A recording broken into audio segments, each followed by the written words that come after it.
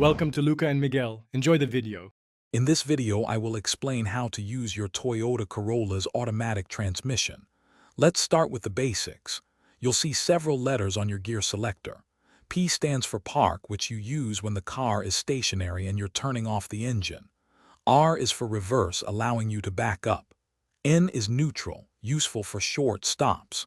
Finally, D is drive, for all your regular forward movement. Beyond the main gears, your Corolla might offer additional modes.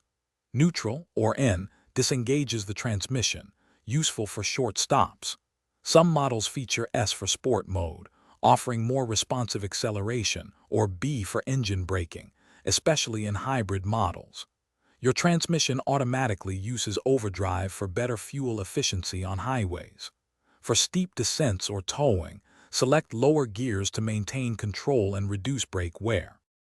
Safety is paramount when operating your automatic transmission. Always ensure your foot is firmly on the brake pedal before shifting out of park or into any other gear. Never shift into park or reverse while the vehicle is still in motion, as this can cause serious damage. Always engage your parking brake, especially on inclines, for added security. Finally, allow your engine a moment to warm up before driving off, especially in colder weather. To maximize your Corolla's performance and longevity, practice smooth acceleration and gentle braking. This not only improves fuel economy, but also reduces wear on your transmission components. Regularly check your owner's manual for the manufacturer's recommended transmission fluid change intervals and adhere to them.